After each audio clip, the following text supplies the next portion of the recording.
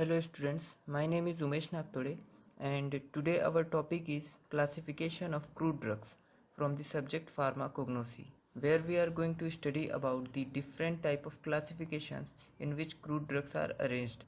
Before studying about the classification, we need to understand the term crude drugs. Crude drug means simple drug. Crude drugs are plant, animal or their parts which after collection are subjected only to drying or making them into transverse or longitudinal slices or peeling them in some cases. They exist in natural form. Crude drugs may derive from various natural sources like plants, animals, minerals and microorganisms etc. Crude drugs naturally occurring substance होते हैं कि mainly plants, animals या फिर mineral source से हमें मिलते हैं। Crude drugs कोई प्लांट के पार्ट, एनिमल्स के कोई पार्ट या फिर इनमें से कोई डिराइव्ड सब्सटेंस हो सकते हैं। उन्हें हम रॉ फॉर्म में यूज़ करते हैं, दैट मीन्स इन्हें एज इट इज़ यूज़ किया जाता है जैसे कि ये नेचर में प्रेजेंट होते हैं। इनमें कोई भी केमिकल प्रोसेसिंग नहीं की जाती है except their size reduction and drawing. Okay, अब बात करते हैं क्लासिफिकेशन ऑफ क्रूड ड्रग्स के बारे में। Because of their wide distribution and arrangement, classification in different sequence is necessary to understand easily, although इस system of classification has its own merits and demerits. हर एक सिस्टम ऑफ क्लासिफिकेशन के अपने कुछ merits and demerits होते हैं। Classification of crude drugs का मतलब होता है कि किसी ड्रग्स को प्रॉपर या फिर सिस्टमेटिक वे में अरेंज करना। Overall it means crude drugs का डिफरेंट वे में ग्रुपिंग करना on the basis of their differences and similarities. Crude drugs को सिंपलेस्ट वे में क्लासीफाई किया जाना चाहिए ताकि हम उन क्रूड ड्रग्स को ईजिली फाइंड आउट कर सके, स्टडी कर सके या फिर आइडेंटिफाई कर सकें।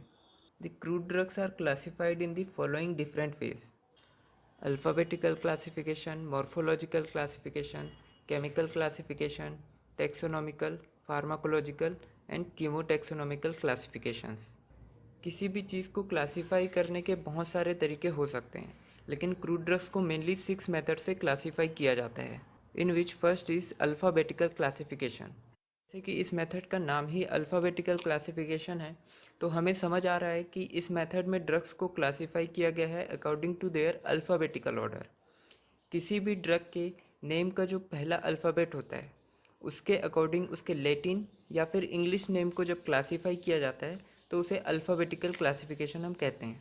इसका बहुत ही कॉमन या फिर डेली लाइफ एग्जांपल कह लो, डिक्शनरी में किसी भी वर्ड को जब हमें फाइंड आउट करना होता है तो हम उसे उस वर्ड के फर्स्ट लेटर के सेक्शन में जा कर के फाइंड आउट करते हैं। चेयर वर्ड का मीनिंग जानना है तो हम सी वर्ड के सेक्शन में जाकर चेयर वर्ड को फाइंड आउट करते हैं। पूरी डिक्शनरी में चेयर वर्ड को फाइंड करना बहुत ही मुश्किल टास्क है, बट पर्टिकुलरली सी सेक्शन में जाकर लिमिटेड वर्ड्स में से चेयर वर्ड को फाइंड करना ईजी है। इस तरह से अल्फ़ाबेटिकल क्लासिफिकेशन होने से हम किसी भी वर्ड को या कह लो ड्रग को ईजिली फाइंड आउट कर सकते हैं। फॉर एग्जांपल कुछ ऐसे बुक्स हैं जिनमें अल्फ़ाबेटिकल क्लासिफिकेशन के अकॉर्डिंग ड्रग्स को क्लासीफाई किया गया है, लाइक इंडियन फार्माकोपिया 1955 जो कि लैटिन लैंग्वेज में है। सिमिलरली इंडियन फार्माकोपिया 1966 जो कि इंग्लिश लैंग्वेज में है। British pharmacopoeia English language, British pharmacopoeia codex BPC जिसे कहते हैं हम, इंग्लिश लैंग्वेज में। United States pharmacopoeia English, European pharmacopoeia Latin. So इन सारे बुक्स में ड्रग्स को अल्फ़ाबेटिकल ऑर्डर में अरेंज किया गया है। जैसे कि मैंने बताया था, सभी मेथड्स के अपने मेरिट्स एंड डीमेरिट्स होते हैं। सो अल्फ़ाबेटिकल क्लासिफिकेशन के भी कुछ मेरिट्स हैं, लाइक अल्फ़ाबेटिकल ऑर्डर में अरेंज किए गए ड्रग्स को फाइंड आउट करना, लोकेट करना या फिर ट्रेस करना बहुत ही ईजी है, एंड कोई भी नॉन टेक्निकल पर्सन ईजिली इस मेथड से ड्रग को फाइंड आउट कर सकता है। इसके लिए हमें किसी भी टेक्निकल पर्सन की नीड नहीं होती है। अल्फ़ाबेटिकल क्लासिफिकेशन के कुछ डिसएडवांटेजेस भी होते हैं, जैसे कि इस मेथड से हम किसी भी ड्रग का साइंटिफिक नेचर पता नहीं कर सकते हैं, that whether they are in organized और अनऑर्गेनाइज्ड फॉर्म। सिमिलरली इस मेथड में हम किसी भी ड्रग का सोर्स पता नहीं कर सकते कि वो ड्रग प्लांट सोर्स को बिलोंग करता है, एनिमल सोर्स को बिलोंग करता है या फिर मिनरल सोर्स को बिलोंग करता है। ओके, यहाँ पर अल्फ़ाबेटिकल क्लासिफिकेशन के कुछ एग्जांपल्स दिए गए हैं, जैसे कि अकेशिया एंड अगार। ये दोनों ही ड्रग्स ए अल्फ़ाबेट से स्टार्ट होते हैं, सो इन्हें एक ही कैटेगरी में रखा गया है। सिमिलरली बेंजोइन एंड बीसवैक्स, ये बी अल्फ़ाबेट से स्टार्ट होते हैं तो इन्हें बी कैटेगरी में रखा गया है। सिंकोना एंड सिनेमन सी से स्टार्ट होते हैं तो इन्हें सी कैटेगरी में रखा गया है। डिजिटेलिस एंड दतूरा, इन दोनों ही ड्रग्स को डी कैटेगरी में रखा गया है। सिमिलरली एफेड्रा को ई में, फेनल को एफ में, जिंजर को जी में, इसबगोल को आई में, मस्टर्ड को एम में, नटमेग को एन में। इस तरह से उस पर्टिकुलर ड्रग के अल्फ़ाबेट्स के अकॉर्डिंग इन्हें कैटेगराइज किया जाता है। Okay, so this is all about alphabetical classification. Next is morphological classification. Morphological classification के अकॉर्डिंग क्रूड ड्रग्स को डिफरेंट ग्रुप में अरेंज किया गया है according to their morphological characters like flower, fruit, bark, root, leaves, etc. According to morphological classification, crude drugs are further classified into organized and unorganized drugs. Now, what is organized drug? Organized drugs या cellular drugs plant के parts होते हैं। जब किसी plant part में cells present होते हैं और उन्हें एज ए ड्रग यूज़ किया जाता है, तब उन्हें ऑर्गेनाइज्ड या फिर सेल्यूलर ड्रग्स कहा जाता है। अनऑर्गेनाइज्ड क्रूड ड्रग प्लांट या एनिमल के पार्ट्स नहीं होते हैं, इनसे डिराइव्ड सब्सटेंसेस होते हैं। इन्हीं डिराइव्ड सब्सटेंसेस को अनऑर्गेनाइज्ड क्रूड ड्रग कहा जाता है। अनऑर्गेनाइज्ड क्रूड ड्रग्स एसेल्यूलर होते हैं, दैट मीन्स इनमें सेल्स प्रेजेंट नहीं होते हैं। आइए कुछ एग्जांपल्स देखते हैं जिससे हमें ऑर्गेनाइज्ड ड्रग्स और अनऑर्गेनाइज्ड ड्रग्स क्या होते हैं और इन्हें कैसे अरेंज किया जाता है ये अच्छे से समझ आ जाएगा। ऑर्गेनाइज्ड ड्रग्स यानी कि सेल्यूलर ड्रग्स। तो यहाँ पर हमारे पास में दो कॉलम है, एक जिसमें प्लांट का पार्ट दिया हुआ है, एक दूसरा जिसमें ड्रग्स के नेम दिए गए हैं। यहाँ पर हम ड्रग्स वाले सेक्शन में देख सकते हैं कि दतूरा, सेना, वसाका, डिजिटेलिस, इन सारे प्लांट्स के लीव्स पार्ट को यूज़ किया जाता है, सो ये लीव्स कैटेगरी में रहेंगे। सिमिलरली सिनेमम, सिनकोना, कुरुची, इनके बार्क्स पार्ट को यूज़ किया जाता है, तो ये बार्क्स के कैटेगरी में रहेंगे। सिमिलरली कशिया, सैंडलवुड, इन्हें वुड्स के कैटेगरी में रखा गया है। वहीं राउल्फिया, लिकोराइस, इपिकेक, इन्हें रूट्स की कैटेगरी में रखा गया है। सिमिलरली राइजम्स में जिंजर, पोडोफाइलम, टर्मरिक, फ्लावर्स में क्लव, सैफरॉन, सीड्स में नक्स वोमिका, लिनसीड, फ्रूट्स में फेनल, कोरिएंडर, डिल, स्टीम्स में एफेड्रा, हेयर्स एंड फाइबर्स में कॉटन, हेम्प एंड जूट को कैटेगराइज करके रखा गया है। तो इस तरह से ऑर्गेनाइज्ड ड्रग्स को उस प्लांट के पार्ट्स के अकॉर्डिंग कैटेगराइज किया जाता है। अनऑर्गेनाइज्ड ड्रग्स के भी कुछ एग्जांपल्स को हम देखते हैं। जैसा कि मैंने पहले भी बताया है कि एसेल्यूलर ड्रग्स या फिर अनऑर्गेनाइज्ड ड्रग्स किसी प्लांट के पार्ट नहीं होते हैं, बल्कि उनमें से डिराइव्ड कोई सब्सटेंसेस होते हैं लाइक लेटेक्स, जूस, एक्सट्रैक्ट, गम, रेजिन, वैक्स, एक्सेट्रा। सो ऐसे ड्रग्स जिनका फिजिकल नेचर लेटेक्स की तरह है उन्हें लेटेक्स की कैटेगरी में रखा जाता है, like opium and papain. Similarly aloe and kino को ड्राइड जूस के कैटेगरी में रखा जाता है। अगार, कटेजू, पेक्टिन, इन्हें ड्राइड एक्सट्रैक्ट के कैटेगरी में रखा जाता है। वहीं अकेशिया और ट्रेगाकान को गम्स की कैटेगरी में रखा जाता है। रेजिन्स के कैटेगरी में बेंजोइन, कोलोफोनी, एसाफोटिडा ऐसे ड्रग्स को रखा जाता है। वहीं फिक्स्ड ऑयल एंड फैट्स के कैटेगरी में कैस्टर ऑयल, चालू मोगरा, कॉटन सीड को रखा जाता है। वहीं वैक्सेस के कैटेगरी में बीज वैक्स, वोलेटाइल ऑयल्स के कैटेगरी में कोरिएंडर, सिनेमम, क्लोव ऑयल्स को रखा जाता है। एनिमल के प्रोडक्ट की अगर बात की जाए तो वहाँ पर beeswax, shark liver oil, gelatins, इस तरह के ड्रग्स को रखा जाता है। मिनरल्स के कैटेगरी में बेंटोनाइट, केओलिन, टैल्क जैसे मिनरल्स को रखा जाता है। तो यहाँ पर हमने देखा कि ऑर्गेनाइज्ड और अनऑर्गेनाइज्ड ड्रग्स को किस तरह से कैटेगराइज करके रखा जाता है। अब बात करते हैं इस मेथड के कुछ एडवांटेजेस और डिसएडवांटेजेस के बारे में। This system of classification is more convenient for practical study, especially when the chemical nature of the drug is not clearly understood. इसका मतलब है प्रैक्टिकल स्टडी के पर्पस से मॉर्फोलॉजिकल क्लासिफिकेशन में अरेंज्ड ड्रग को फाइंड आउट करना या फिर आइडेंटिफाई करना बहुत ही कन्वीनियंट होता है, स्पेशली जब किसी ड्रग का केमिकल नेचर हमें नहीं पता होता है।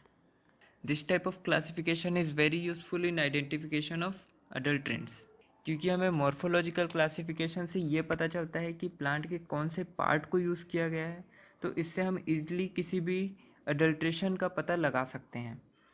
वहीं अगर इस मेथड की डिसएडवांटेजेस की बात करें तो इस मेथड से हम किसी भी ड्रग का बायोलॉजिकल सोर्स, केमिकल कंस्टिट्यूएंट और उसका यूज़ पता नहीं कर सकते हैं।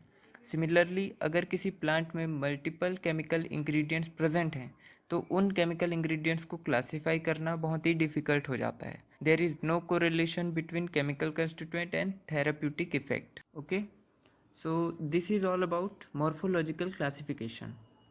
अब हम बात करते हैं chemical classification of crude drugs के बारे में। Here the crude drugs are divided into different groups according to the chemical nature of their most important constituent present in the drug to which the pharmacological or therapeutical activity of the drug is attributed. That means crude drug में present main chemical ingredients के nature या category के according drugs को classify किया जाता है, जिससे हम chemical classification of crude drugs कहते हैं. ओके, क्रूड ड्रग्स में बहुत सारे केमिकल इंग्रेडिएंट्स प्रेजेंट होते हैं और इन्हें बहुत सारी केमिकल इंग्रेडिएंट्स में से एक केमिकल इंग्रेडिएंट ऐसा होता है जो रिस्पॉन्सिबल होता है इसके थेरेप्यूटिक या फिर फार्माकोलॉजिकल इफेक्ट के लिए. इसी केमिकल इंग्रेडिएंट को हम एक्टिव कंस्टिट्यूएंट कहते हैं. फॉर एग्जांपल, धतूरा प्लांट में जो मेन केमिकल कंस्टिट्यूएंट होता है वो अल्कलॉइडल नेचर का होता है, जिसके वजह से इस क्रूड ड्रग को अल्कलॉइड्स के कैटेगरी में रखा गया है. सिमिलरली वसाका, विनका, लोबेलिया, इन दोनों ही ड्रग्स में जो मेन केमिकल इंग्रेडिएंट होता है वो अल्कलॉइडल नेचर का होता है, जिसके वजह से इन्हें अल्कलॉइड्स के कैटेगरी में रखा गया है. सिमिलरली कैस्कारा, सेना, डिजिटेलिस, इनमें जो मेन केमिकल इंग्रेडिएंट है वो ग्लाइकोसाइडल नेचर का होता है, जिसकी वजह से इन्हें ग्लाइकोसाइड्स के कैटेगरी में रखा गया है. वहीं कटेचू, अशोका, इनका मेन केमिकल इंग्रेडिएंट टेनिन्स होते हैं, तो इन्हें टेनिन्स के कैटेगरी में रखा गया है. क्लो, यूकलिप्टस, सिनेमन, इनमें से हमें मेजरली वोलेटाइल ऑयल मिलता है, तो इन्हें वोलेटाइल ऑयल्स के कैटेगरी में रखा गया. वहीं लिपिड्स के कैटेगरी में कैस्टर ऑयल, बीज वैक्स और अराचिस ऑयल को रखा गया है. कार्बोहाइड्रेट्स एंड डिराइव्ड प्रोडक्ट्स में अकेशिया, अगार, हनी, लिनसीड, ट्रेगाकांत, स्टार्च ऐसे प्रोडक्ट्स को रखा गया है. वहीं रेजिन्स में बेंजोइन, विटामिन्स एंड हार्मोन्स में yeast, shark liver oil, insulin, proteins and enzymes में जिलेटिन एंड पपेन को रखा गया है. सो इस तरह से सारे क्रूड ड्रग्स के मेन केमिकल इंग्रेडिएंट्स को या फिर ऐसे केमिकल इंग्रेडिएंट जो कि फार्माकोलॉजिकल या फिर थेरेप्यूटिक इफेक्ट शो करते हैं, उन इंग्रेडिएंट्स के बेसिस पे अगर किसी ड्रग को क्लासीफाई किया जाता है तो इसे ही हम chemical classification of crude drugs कहते हैं. ओके, अब इस केमिकल क्लासिफिकेशन के कुछ एडवांटेजेस और डिसएडवांटेजेस को डिस्कस कर लेते हैं. In this type of classification chemical constituent and medicinal uses are known. That means chemical classification में हमें किसी भी ड्रग के फाइटोकेमिकल ऑकरेंस के बारे में और उसके मेडिसिनल यूजेस के बारे में पता होता है, जिससे हमें किसी भी प्लांट की या क्रूड ड्रग्स की स्टडी करने में आसानी होती है. वहीं इस मेथड के डिसएडवांटेजेस की अगर बात की जाए तो this type of classification makes no proper placement of drugs containing two different type of chemicals. मतलब जैसे कि मैंने बताया था, किसी क्रूड ड्रग में multiple type of phytochemicals present हो सकते हैं. पॉसिबली इन सभी फाइटोकेमिकल्स की थेरेप्यूटिक या फिर फार्माकोलॉजिकल एक्टिविटी अलग अलग हो सकती है. इन सच केस इन क्रूड ड्रग्स को केमिकल क्लासिफिकेशन के अकॉर्डिंग अरेंज करना थोड़ा सा डिफ़िकल्ट हो जाता है. फॉर एग्जाम्पल, नट में, जिसे जायफल कहते हैं हम हिंदी में, इसमें फिक्स्ड ऑयल भी प्रेजेंट होता है और वोलेटाइल ऑयल भी प्रेजेंट होता है. तो यहाँ पर कन्फ्यूजन क्रिएट हो सकता है कि हम इस नटमेग को वोलेटाइल ऑयल्स की कैटेगरी में रखें या फिर फिक्स्ड ऑयल की कैटेगरी में रखें. तो ये केमिकल क्लासिफिकेशंस के कुछ मेरिट्स एंड डिमेरिट्स थे. सो आज के लिए बस इतना ही. इस वीडियो के नेक्स्ट पार्ट में हम पढ़ेंगे टेक्सोनॉमिकल, फार्माकोलॉजिकल और कीमोटेक्सोनॉमिकल क्लासिफिकेशंस क्या होते हैं और इनमें ड्रग्स को किस तरह से अरेंज किया जाता है.